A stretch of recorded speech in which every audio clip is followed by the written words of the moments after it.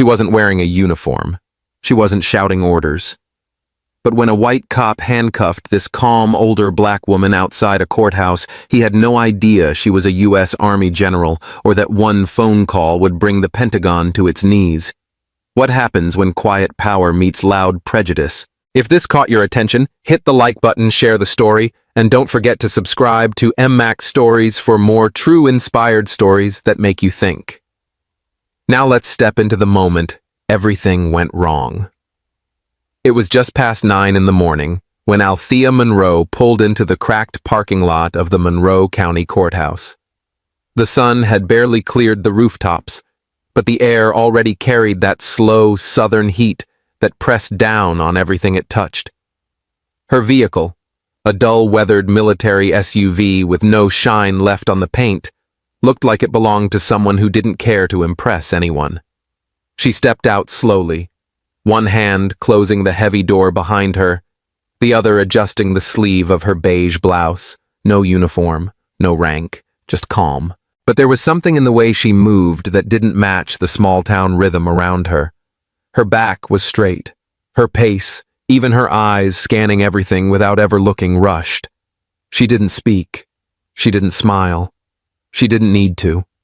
You could tell in an instant this woman had been through things most folks would never begin to understand. Officer Grant Holloway was leaning on his squad car across the lot, sipping a convenience store coffee like he did every Tuesday morning. His eyes narrowed the second he saw her. It wasn't anything she did. It was how she did nothing at all.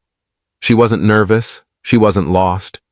She walked like she owned her time, and that alone was enough to rattle a man like Holloway. A black woman in a government vehicle alone, dressed in plain clothes, walking like the ground didn't question her. That wasn't something he saw in this town. And he didn't like what he didn't recognize. She didn't get more than 20 feet before he stepped forward, one hand on his belt, his voice sharp but steady. "Ma'am, can I help you with something?" Althea stopped, turned toward him, and nodded once. "No help needed, officer. I'm here for a quick renewal at the DMV." Her voice was low, even. No edge, no warmth either, just fact. Holloway took a few steps closer. He didn't smile.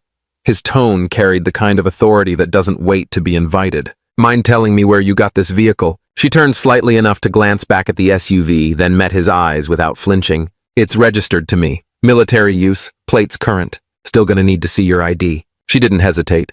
She reached into her bag slowly, deliberately, and handed him a laminated card. He stared at it. Then back at her. The name matched. The photo matched. But something in him refused to settle. "Monroe, huh? That's funny. You from around here?" "No, sir." "Ever been arrested before?" "No, sir." "Any weapons in the car?" "No, sir." Each answer was clean, precise. He couldn't find a crack in her, and that made him dig harder. There was no reason to stop her. Not really.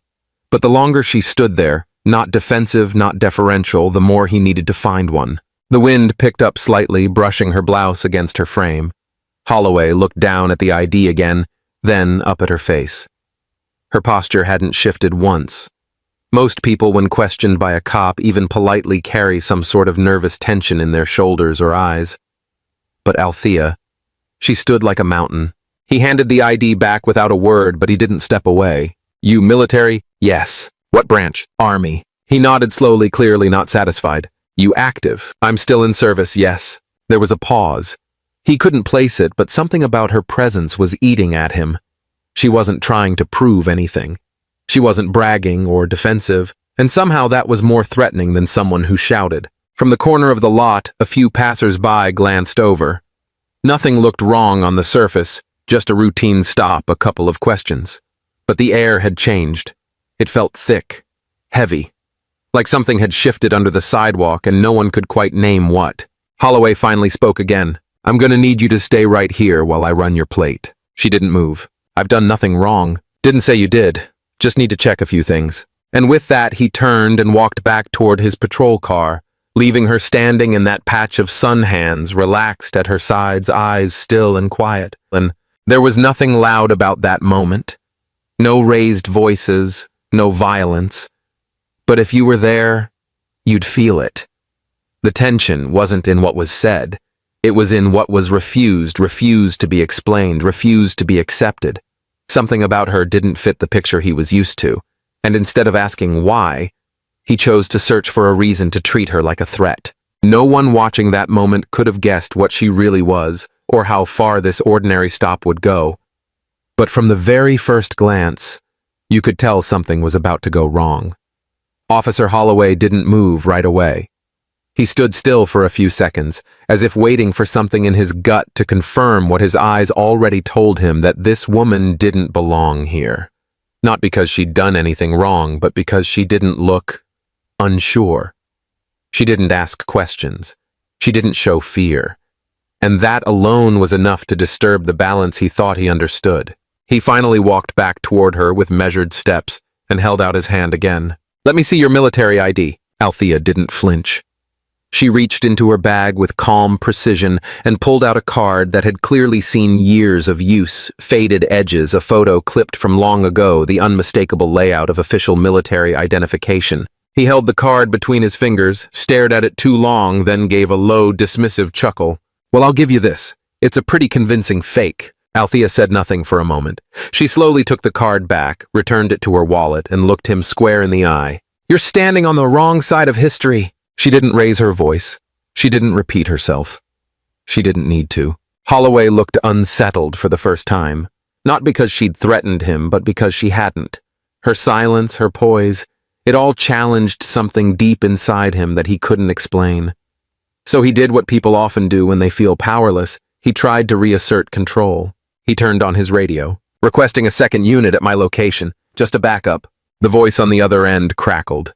"Do you have a situation?" Holloway hesitated. Call it a gut feeling. No further explanation, and none required. Minutes later, a second patrol car pulled into the lot. Officer Luis Ramos stepped out, young, fresh-faced, barely out of academy training. His uniform still looked too crisp, and his eyes scanned the scene with the hesitance of someone learning where power lives in silence. He walked toward Holloway, glanced at Althea, and paused. There was something off. She stood without tension, hands visible, expression neutral, but the air around her felt pressurized like a room slowly losing oxygen. He'd seen traffic stops before. This wasn't one of them. This was something else.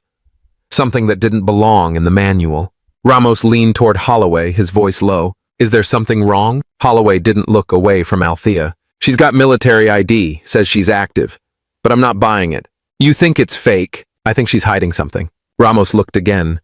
The woman was still composed, standing like someone who'd waded through worse. "She's been calm the whole time," he asked. Too calm. That answer hung heavy in the space between them. Ramos didn't push further. He didn't agree, but he also didn't challenge. He just stood there now, part of something that made him uncomfortable, but not enough to step outside of it. Althea hadn't said another word since her warning. She didn't pace. She didn't plead. She simply waited. And in that stillness was a message more powerful than any protest. It said, "I know who I am. The question is, do you?" A breeze swept across the lot, rustling the papers on Holloway's dashboard, but even the wind couldn't clear the tension that had settled between the three of them. There was no shouting, no sirens, nothing outwardly violent, but if you'd been standing there, you would have felt it. You would have felt how close the pressure was to breaking. You would have known that this wasn't about a license plate or a routine check.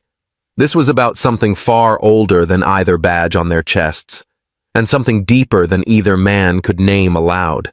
Because when skin speaks louder than rank, it doesn't matter how many stars you've earned. Some people only ever see the color that comes first. Officer Grant Holloway took another step forward, this time with less patience than before. He held out his hand again, signaling for ID. Althea didn't argue. Calmly, she reached into her bag, pulled out a worn military identification card, its edges faded. Its plastic softened with time, but the layout still clear and unmistakably official. Holloway held it between his fingers, flipping it once, then again. He stared at it like he was looking for a lie hidden in the corners. Then he let out a dry, almost amused chuckle.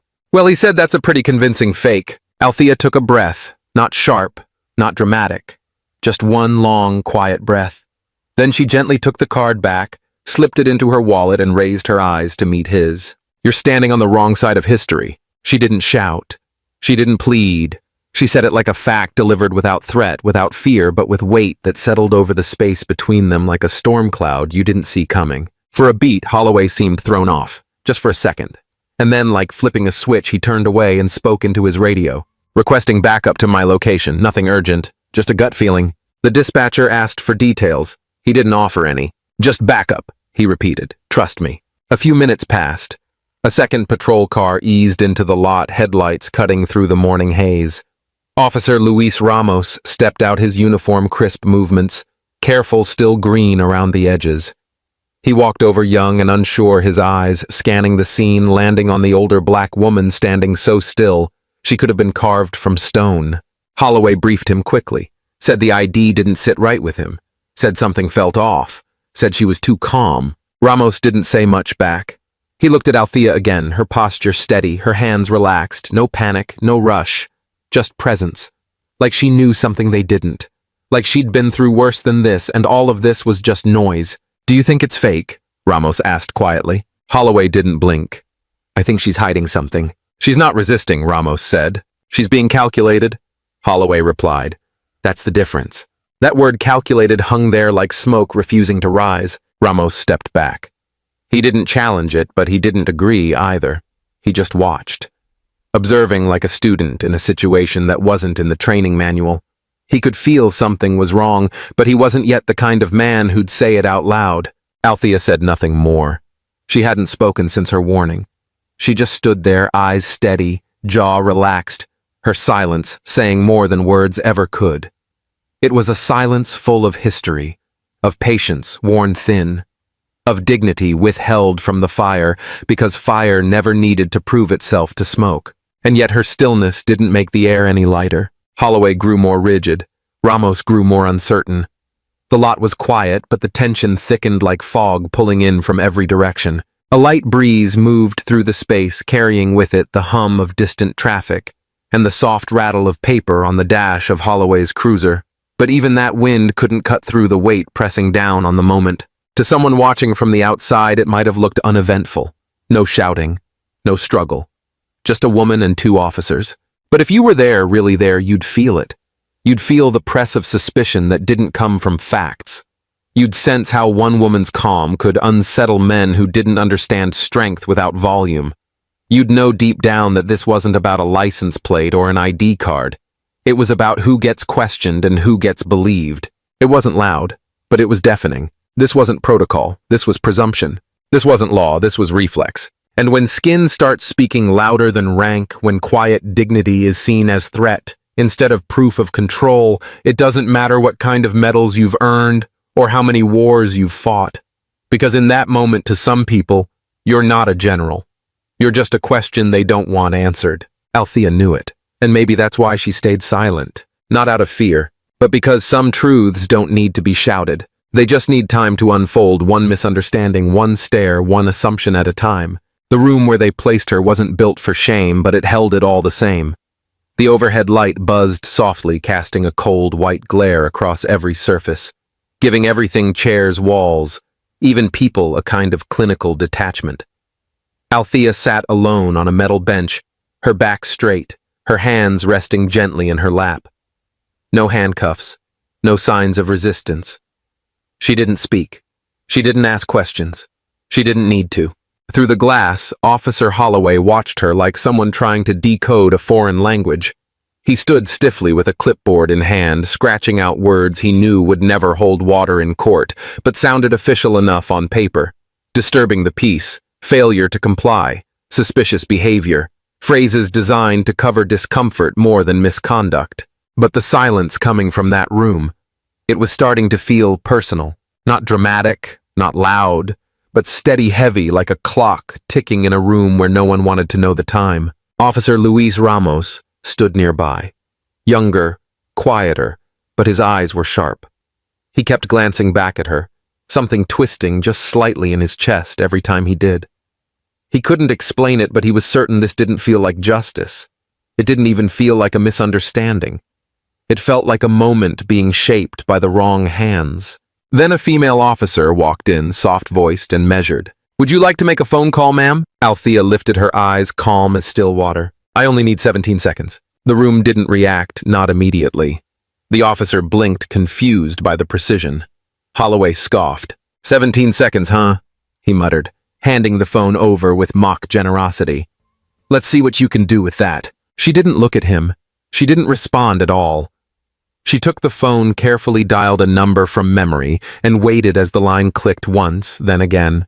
Her voice didn't rise. Her tone didn't shift. This is Monroe. That was all she said. No context, no plea, just her name spoken plainly. 6 seconds passed in silence. She nodded once to no one in particular, then placed the receiver back on its cradle. Total time 17 seconds. She returned to her seat with the same composure, folding her hands once more like she'd never moved. The stillness around her deepened, and that was when something shifted, not loud, not visible, but real. Ramos straightened slightly, his instincts flickering in the silence. Something in her eyes made him uneasy, not fearful, but curious. Like she was already aware of a conversation none of them were hearing, a decision already in motion. He looked over at Holloway, who was suddenly less smug, suddenly unsure whether he'd just watched a bluff or lit a fuse. The walls didn't tremble. There was no sound of boots or radios crackling, but the air changed. It thickened in the way it does right before a summer storm. Not violent, not chaotic, just waiting. Ramos shifted again. He wanted to ask. He wanted to say something didn't feel right, but he stayed silent, his training pulling him one way while his gut screamed another. And Althea, she said nothing more. Because power, the kind that doesn't need to introduce itself, doesn't fill space with noise, it fills it with inevitability. Real power doesn't shout. It doesn't need to. It just waits, knowing that when it moves, the room will move with it. And in that small, quiet moment, something irreversible had begun. They just didn't know it yet. The silence had settled like a sheet of ice, fragile, deceptive, waiting for the first crack. Althea Monroe sat as if nothing had happened. Her breath steady, her posture unchanging. The weight of the 17-second phone call lingered in the air, though no one could say why. Even the soft mechanical hum of the air vent seemed to hold its breath. Luis Ramos leaned against the wall, arms crossed tighter now, eyes flicking occasionally toward her. He couldn't make sense of it, not fully. There had been no argument, no plea, just a name, a tone, and a number that rolled off her fingers like it had been memorized during war. He didn't know what Tango Echo 15 meant, but the way she said it made it sound less like a code and more like a trigger. Holloway, on the other hand, couldn't stop the smirk crawling across his face. He chuckled under his breath, loud enough to be heard, but quiet enough to pretend he wasn't being disrespectful.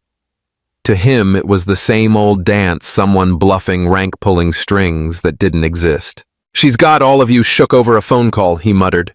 17 seconds of nonsense. Luis didn't answer, because something told him deep down this wasn't nonsense. 5 minutes passed. Nothing happened. No raised voices, no foot traffic in the hall, just the slow ticking of the wall clock above the front desk and the occasional shift of a radio channel with no message behind it. Then, a sound, soft, mechanical. The fax machine. It was never fast, never dramatic. Just that slow grind as the rollers pulled a single sheet through. The paper curled from the tray like a whisper in the dark. No one moved to grab it. Not at first. Then the front desk sergeant walked over. She glanced at the page, blinked, then read again. Her fingers curled around it tightly, and without a word she turned and walked straight to the back office. Seconds later, the phones started ringing, one, then another. Desk lines that barely rang twice a day suddenly lit up like it was Christmas. Dispatch, captain's line, admin, every phone vibrating, chiming, singing in dissonant alarm. Holloway stood uncertain now, the confidence from earlier leaking out in quiet beads of sweat down his neck. He looked at Luis. What the hell is going on? Luis didn't answer. He didn't need to, because something was happening, something that felt bigger than them both.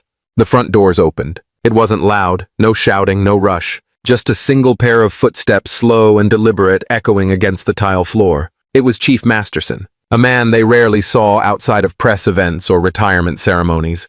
He looked older than his file photo, but the wear on his face came from battles they couldn't begin to imagine. Some in uniform, others behind desks. His presence carried weight, authority. But tonight it carried something else too. Regret. He stepped into the center of the station, glanced once at Ramos, once at Holloway, and then finally toward the room where Althea sat. His voice came out low hoarse like it hadn't been used in hours, but remembered exactly how it needed to sound. Major General Monroe. The words landed like bricks in the room. Ramos felt it first. That flush of understanding crashing into him all at once. His stomach sank. His chest rose. Everything snapped into place. Holloway for a second didn't breathe. The title was unmistakable. Major General. The kind of rank you didn't bluff.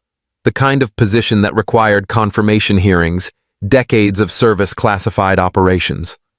A level that didn't just carry respect, it carried infrastructure.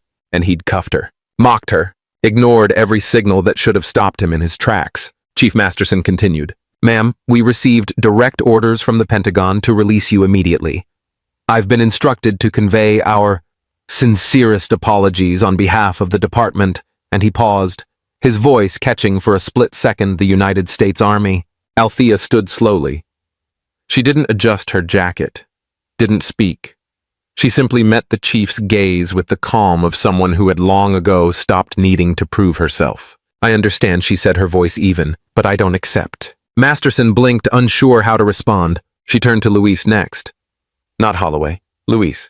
There's still time to choose the right side of history," she said quietly, just loud enough for him to hear, just long enough to plant a seed that wouldn't stop growing. Then she walked past them all, not rushing, not dramatic, just resolute. Like someone who had already been here before. Like someone who had always known this moment would come and had simply waited for the rest of them to catch up.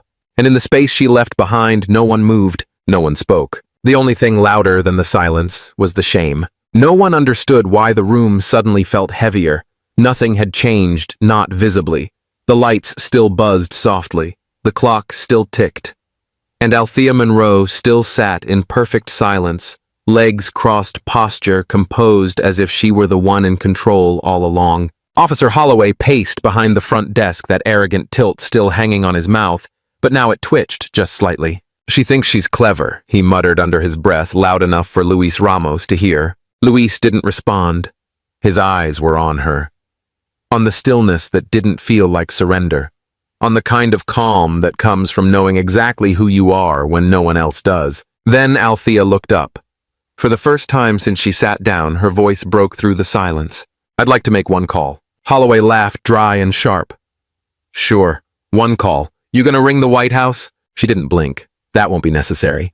The desk sergeant hesitated, but eventually slid her the phone. Althea lifted the receiver slowly, as if she were setting something precise into motion.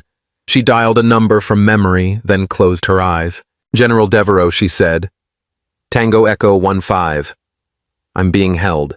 That was it. 17 seconds. She hung up. No drama, no shouting, just a whisper sent into the right ear. Holloway clapped his hands together mockingly. "Wow, what a show.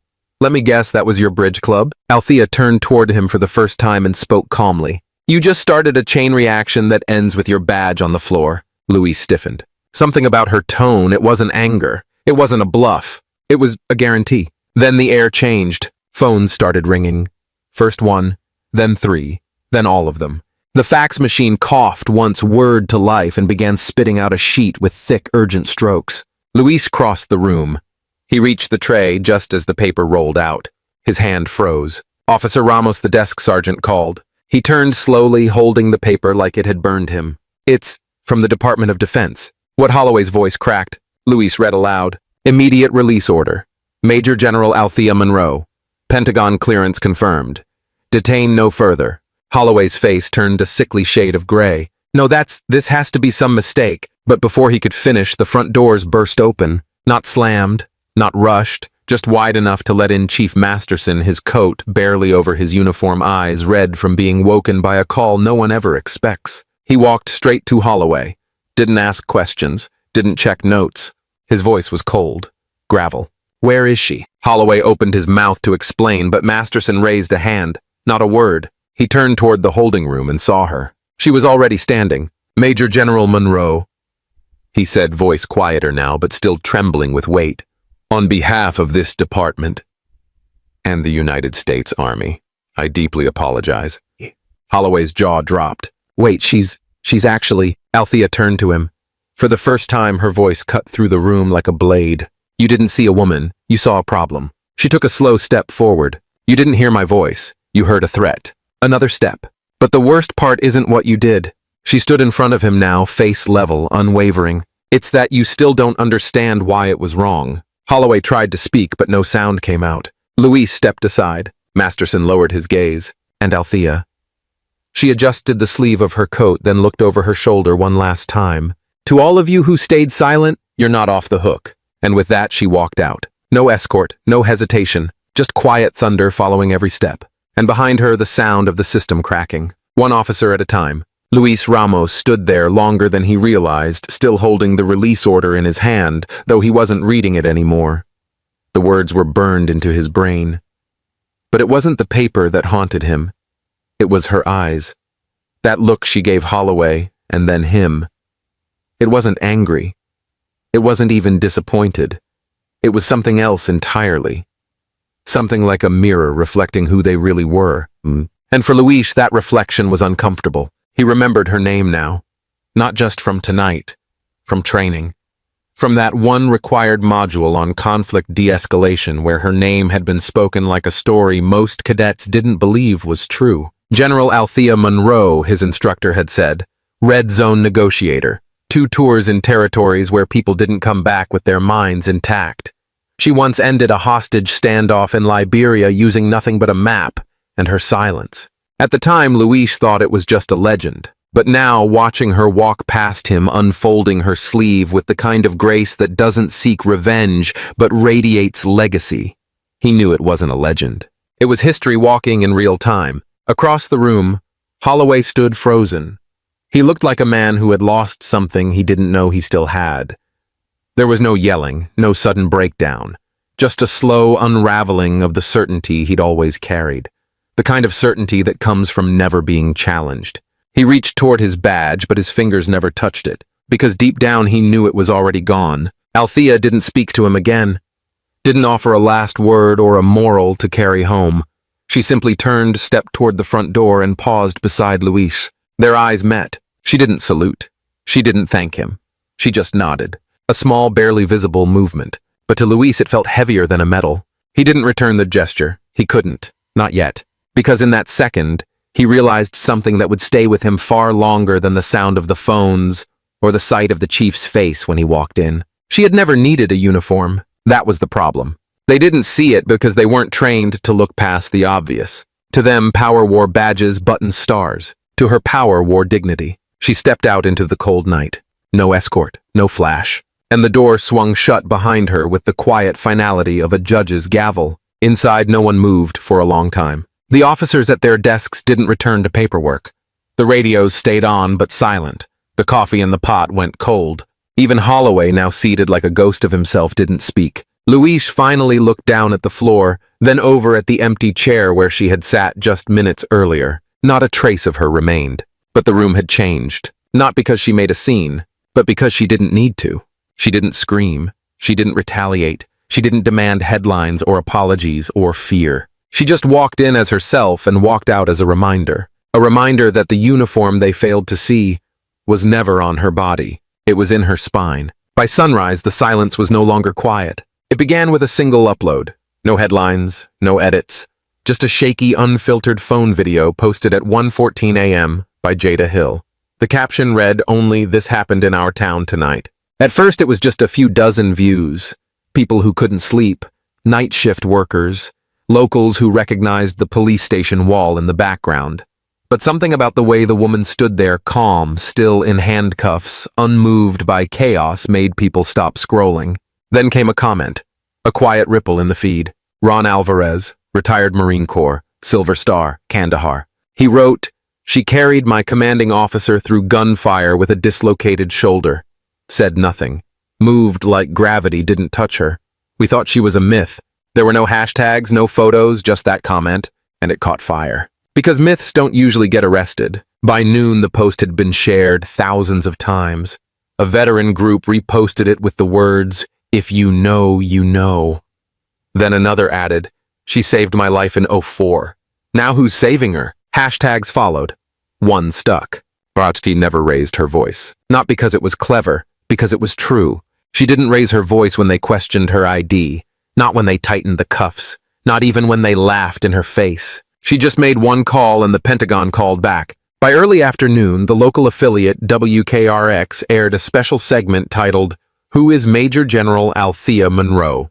They pieced together military footage from embedded war reporters, grainy but clear her briefing troops in Kandahar, stabilizing wounded civilians in Sierra Leone, walking beside diplomats in places maps don't always name. The reporter's voice trembled slightly as she said, "This woman didn't just serve. She changed outcomes in regions the world had given up on." They played Jada's clip at the end of the segment, followed by Ron's comment, then silence. Then the anchor leaned in and said, "This is not just a story about a mistaken arrest. This is a test of character, of how quickly we judge by skin, not history, of whether we remember what service looks like when it's dressed in quiet." Meanwhile, another post went viral. It was a faded page from a field journal uploaded by a former Army captain named Denise Waller.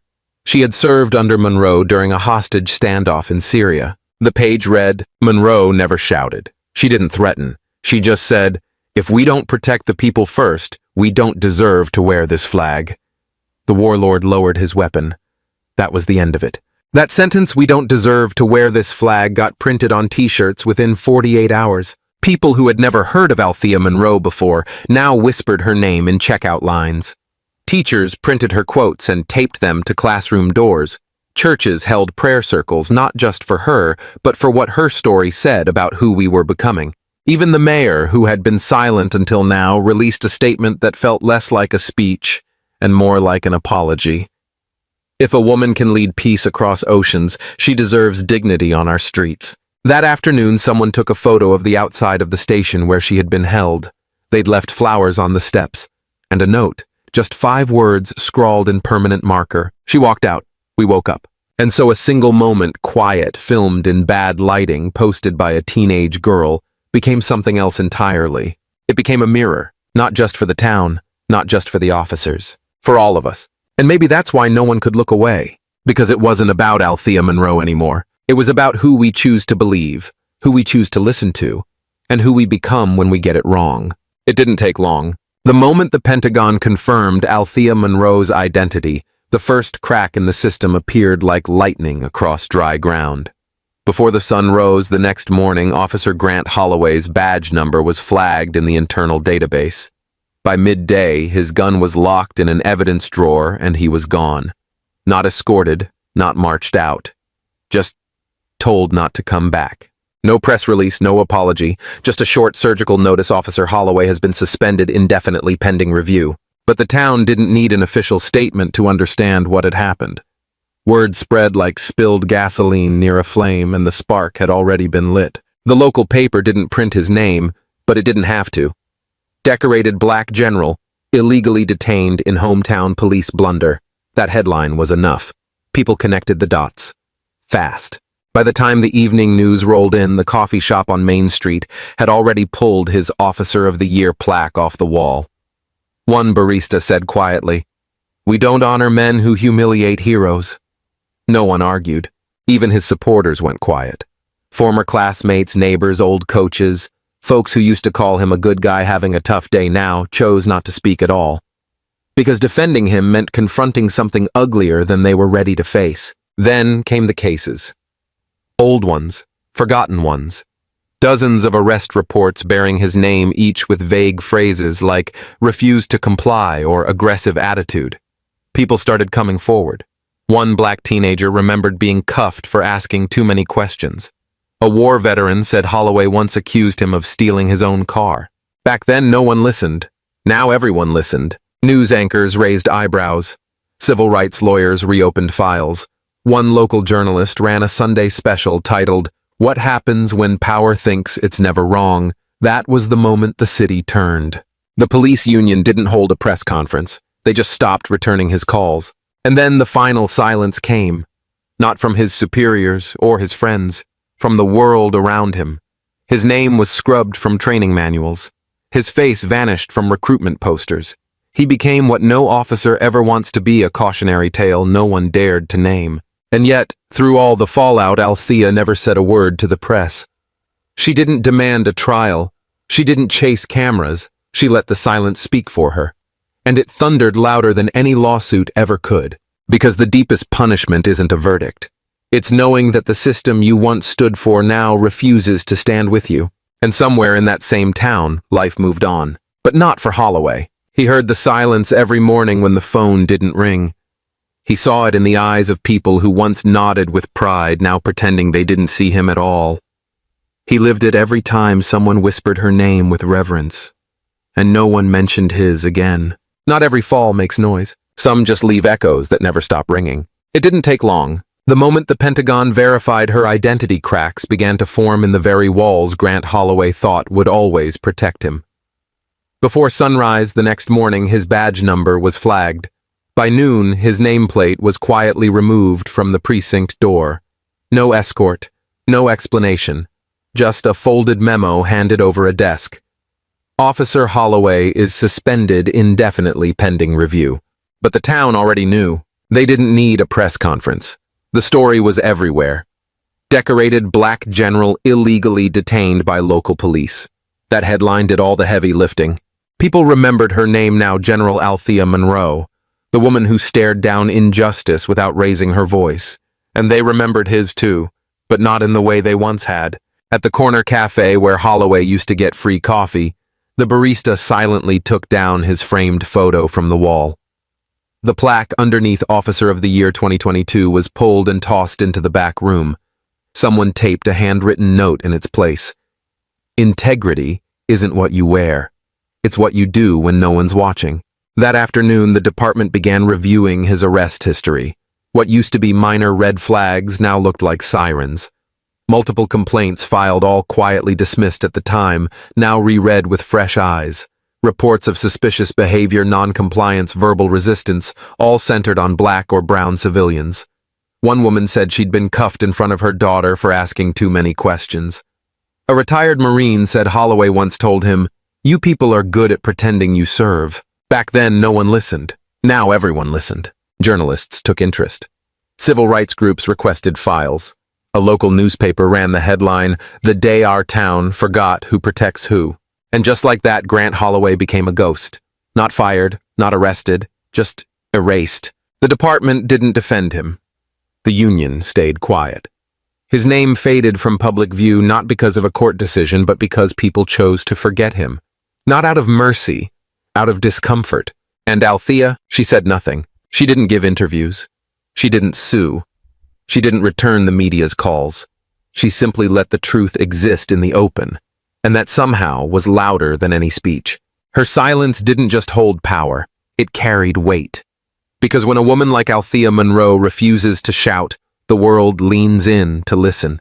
Holloway heard it too, in the way his phone stopped ringing, in the way his neighbors crossed the street, in the way even his own reflection wouldn't meet his eyes. Sometimes the system doesn't collapse with an explosion. Sometimes it just goes quiet, and in that quiet, justice settles in. Grant Holloway found it just after dawn, wedged in the crack of his front door like something left by the wind. A plain black envelope. No return address, no markings. But the moment he touched it, he knew it wasn't junk. It was heavy, not in weight, but in intent.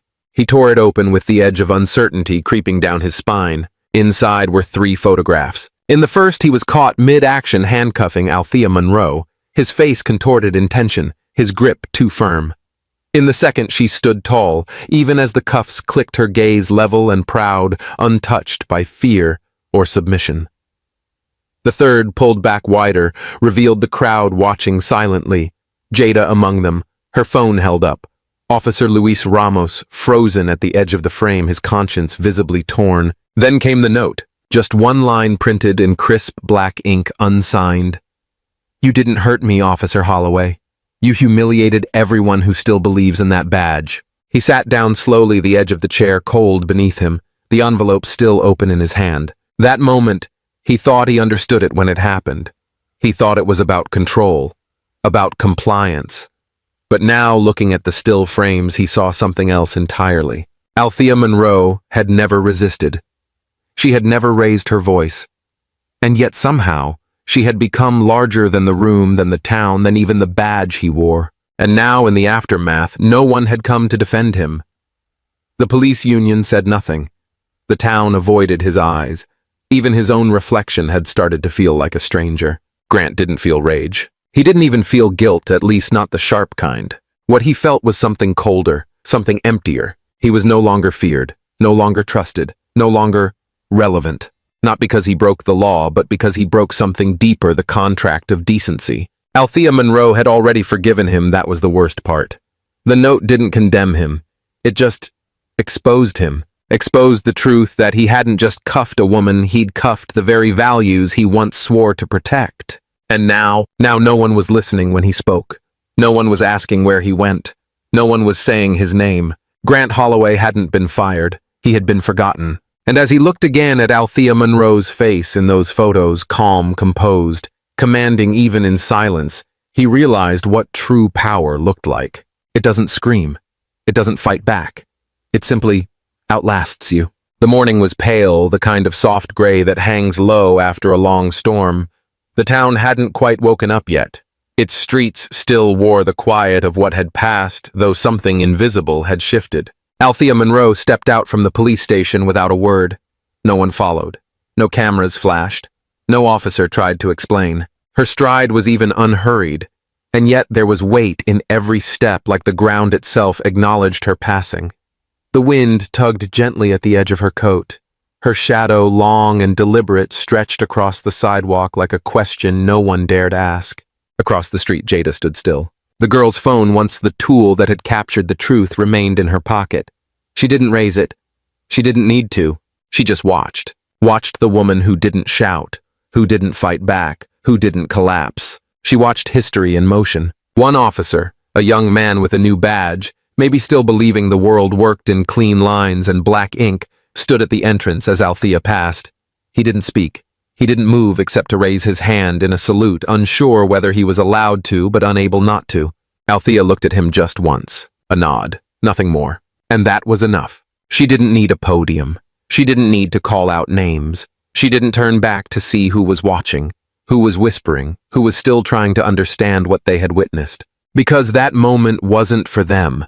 It was for the air, for the silence, for the generations of women like her who had walked through worse with nothing but spine and grace. She disappeared down the block slowly until her figure blurred with the wind and morning light. No one ever said where she went. Some thought she returned to D.C.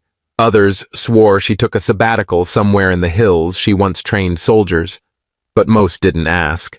They just remembered. They remembered the weight of those 17 seconds. They remembered the sound of silence louder than any siren. They remembered the truth she carried, not like a weapon, but like a mirror. And they remembered that she never once raised her voice. In the end, maybe that's the legacy she left behind. Not the scandal, not the rank, not even the command, but the way she walked away without needing to win. Because when you've already lived for something bigger than yourself, you don't look back to prove anything. You just leave the world to catch up. The morning was pale, the kind of soft gray that hangs low after a long storm. The town hadn't quite woken up yet. Its streets still wore the quiet of what had passed, though something invisible had shifted. Althea Monroe stepped out from the police station without a word. No one followed. No cameras flashed. No officer tried to explain. Her stride was even unhurried, and yet there was weight in every step, like the ground itself acknowledged her passing. The wind tugged gently at the edge of her coat. Her shadow, long and deliberate, stretched across the sidewalk like a question no one dared ask. Across the street, Jada stood still. The girl's phone, once the tool that had captured the truth, remained in her pocket. She didn't raise it. She didn't need to. She just watched. Watched the woman who didn't shout, who didn't fight back, who didn't collapse. She watched history in motion. One officer, a young man with a new badge, maybe still believing the world worked in clean lines, and black ink, stood at the entrance as Althea passed. He didn't speak. He didn't move except to raise his hand in a salute, unsure whether he was allowed to, but unable not to. Althea looked at him just once. A nod, nothing more. And that was enough. She didn't need a podium. She didn't need to call out names. She didn't turn back to see who was watching, who was whispering, who was still trying to understand what they had witnessed. Because that moment wasn't for them. It was for the air, for the silence, For the generations of women like her who had walked through worse with nothing but spine and grace. She disappeared down the block slowly until her figure blurred with the wind and morning light. No one ever said where she went. Some thought she returned to D.C. Others swore she took a sabbatical somewhere in the hills she once trained soldiers. But most didn't ask. They just remembered. They remembered the weight of those 17 seconds. They remembered the sound of silence louder than any siren. They remembered the truth she carried not like a weapon, but like a mirror.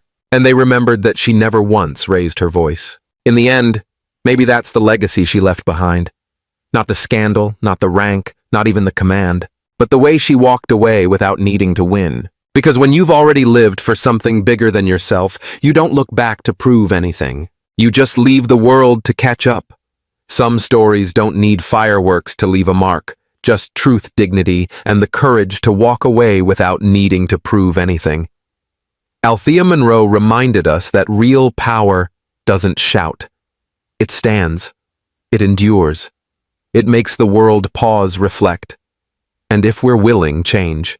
If this story moved you, please like the video, share it with someone who needs to hear it, and subscribe to MMAX for more stories that honor strength, justice, and quiet resilience. Your support means the world to us. It gives our creative team the drive to keep bringing stories like this to life. Because at MMAX, we don't just tell stories, we help you remember what matters.